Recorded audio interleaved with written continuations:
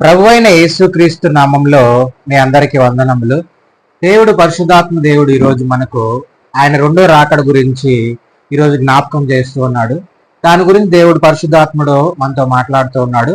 ఒకసారి మనము మత్తయి సువార్త 25వ అధ్యాయము 31వ వచనం నుంచి మనం చదువుకుందాము. మత్తయి సువార్త 25వ అధ్యాయము 31వ వచనం నుంచి మనం ఒకసారి చదువుకుందాము. చూడండి త్వరగా. తన మహిమతో మనిషి కుమారుడును ఆయనతో కూడా సమస్త దూతలను వచ్చినప్పుడు ఆయన తన మహిమగల సింహాసనం మీద ఆసీనుడయ్యుండెను. హల్లెలూయా. ఆయన మొట్టమొదట ఆయన రాకడలో ఎలాగుంటదని అంటే ఎవరితో వస్తాడంట? ఆయన మహిమతో వస్తాడు. అదే విధంగా సమస్త దూతలతో వస్తాడు. మహిమ గల సింహాసనం మీద ఏమై ఉంటాడు? ఆసీనుడై ఉంటాడు. అదే విధముగా సమస్త జనులను ఏం చేస్తాడంటే ఆయన పోగు చేస్తాడు. అలాగే పోగు చేస్తూ ఒక గొల్లవాడు గొర్రెలను మేకలను ఎలాగ వేరు చేస్తాడో అలాగే మనుషులను కూడా ఏం చేస్తాడంటే వేరు చేస్తాడు. అయితే ఇక్కడ వేరు చేయడం అని అంటే ఆయన రాకడలో ఎలాగుంటది అని అంటే ఇక్కడ చూడండి ఒక మాట ఉంటది 33. తన కుడివైపున గొర్రెలను ఎడమ వైపున మేకలను నిలువబెట్టెను. అప్పుడు రాజు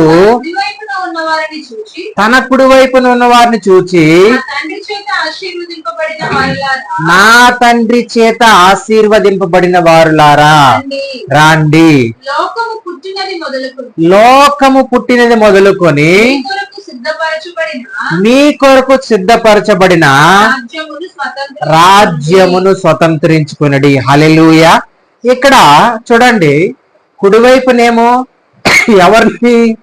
గొర్రెలను ఒకవైపున, మేకల్ని ఎడం వైపున చేసుకుంటూ ఉన్నాడు. ఇక్కడ గొర్రెలు దేనికి సాదృశ్యం అంటే సంగమునకు సాదృశ్యము, రక్షింపబడిన వారికి సాదృశ్యము. దేవుని రక్షణ కొనసాగిస్తూ ఆ రక్షణలో సిద్ధపాటు కలిగి విశ్వాసము కలిగి ఆయన ఇచ్చిన తలాంతులను కొనసాగించుకుంటూ ఆయన రక్షణ వస్త్రమును ధరించుకొని ఆయన కొరకు ఆయన రాకడ ఇప్పుడు వస్తుంది, నెక్స్ట్ రేపు వస్తుంది, ఏ క్షణంలో వస్తుందో ఆ క్షణము వరకు ఎదురు చూస్తూ ఉన్నవారు ఇందులో గొర్రెలుగా దేవుడు తీసుకుంటూ ఉన్నాడు. అంటే గొర్రెలు మేకలు అంటూ ఉన్నాడు. మేకలు అంటే ఎవరనంటే రక్షణ ఒకాల తీసుకొని ఉన్నా కూడా సరే ఆ రక్షణను కొనసాగించిన వారు, అదే విధంగా రక్షణ లేని వారు. ఇక్కడ గొర్రెలుగా అని అంటూ ఉన్నాడు. గొర్రెలను మేకలను వేరు చేస్తానంటూ ఉన్నాడు. కుడి పక్కనేమో గొర్రెలను చెప్తున్నాడు, ఎడం పక్కనేమో మేకలను చెప్తూ ఉన్నాడు. ఇక్కడ ఈ రెండు కూడా సాదృశ్యం ఏంటనంటే గొర్రెలు పరలోక రాజ్యమునకు ఏంటవి సూచనగా ఉన్నాయి. మేకలు ఈ లోకమునకు సాతాన రాజ్యమునకు అవి ఏమన్నాయి? సాదృశ్యంగా ఉన్నాయి. ఈ రోజు మనము గొర్రెలుగా ఉన్న సంఘమును దేవుడు తీసుకుంటూ ఉంటే సంఘములో నువ్వు సంఘములోనికి నువ్వు ప్రవేశించాలన్నా ఆయన రాజ్యంలోకి నువ్వు ఎంటర్ అవ్వాలన్నా మొట్టమొదటి నీకు ఏం కావాలనంటే దేవుని రక్షణ భాగ్యం నువ్వు పొందుకో ఉండాలి. ఆ రక్షణ భాగ్యము నువ్వు పొందుకొనడం వల్ల ఆ రక్షణ భాగ్యం పొందుకున్నాము అయిపోయింది, ఇంతటితో పర్లేదు, దేవుడు రాకల్లో నేను ఎత్తబడతానని అంటే సరిపోదు. ఆ రక్షణ భాగ్యం నువ్వేం చేయాలి? కొనసాగించాలి. ఆ రక్షణ భాగ్యమును నువ్వేం చేయాలంటే నింపుకోవాలి.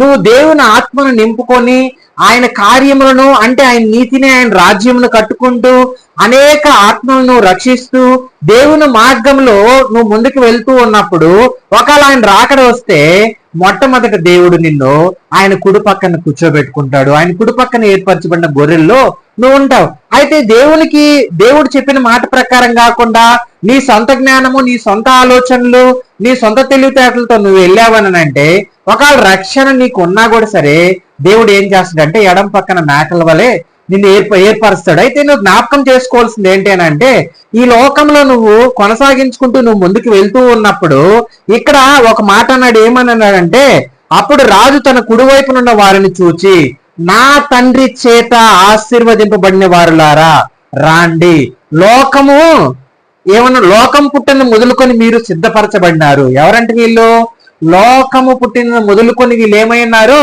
సిద్ధపాటు కలిగి ఉన్నారు. హల్లెలూయా. ఏం కలిగి ఉన్నారు? వీళ్ళు సిద్ధపాటు కలిగి ఉన్నారు. అయితే చూడండి, వీళ్ళు ఎవరి ద్వారా ఆశీర్వదింపడ్డారంట? నా తండ్రి చేత ఆశీర్వదింపబడిన వారులారా, లోకం పుట్టిన మొదలుకొని మీరేమై ఉన్నారు? సిద్ధపరచబడి ఉన్నారు. దేని కొరకు సిద్ధపరచబడి ఉన్నారు? రాకడలో ఎత్తబడుటకు, ఆయన కుడి పక్కన, ఆయన సింహాసనము పక్కన కూర్చున్నటకు, ఆయన రాజ్యంను స్వతంత్రించుకున్నటకు మీరేమై ఉన్నారంట? తండ్రి చేత ఆశీర్వాదం పొందిన వారుగా ఉన్నారు. హల్లెలూయా. ఈ రోజు మనము తండ్రి చేత ఆశీర్వాదం పొందితే ఖచ్చితంగా మనం ఏం కలిగి ఉంటాము? సిద్ధపాటు కలిగి ఉంటాము. ఇదే అధ్యాయంలో పైన మనం ఒకసారి జ్ఞాపకం చేసుకుంటే అక్కడ 10 మంది కన్నికలు ఉంటారు. ఎంతమంది ఉంటారు? 10 మంది కన్నికలు ఉంటారు. 5 మంది సిద్ధపాటు కలిగి ఉన్నారు, 5 మంది సిద్ధపాటు కలిగి లేరు. ఇక్కడ సిద్ధపాటు అని అన్నారు. సిద్ధపాటుని కలిగి ఉన్నవారు మాత్రమే దేవుని ఆశీర్వాదం పొందుకొని తండ్రి ఏర్పాటు చేసిన రాజ్యముని వీళ్ళు ఏం చేసుకుంటూ ఉన్నారు? స్వతంత్రించుకుంటూ ఉన్నారు. అదే విధంగా పరలోక రాజ్యం గురించి ఇక్కడ ఒక ఉపమానం చెప్పాడు యేసుక్రీస్తు ప్రభు వారు. చూడండి, ఇక్కడ 10 మంది కన్నికలు ఉన్నారు, అందులో 5 మంది బుద్ధి కలిగిన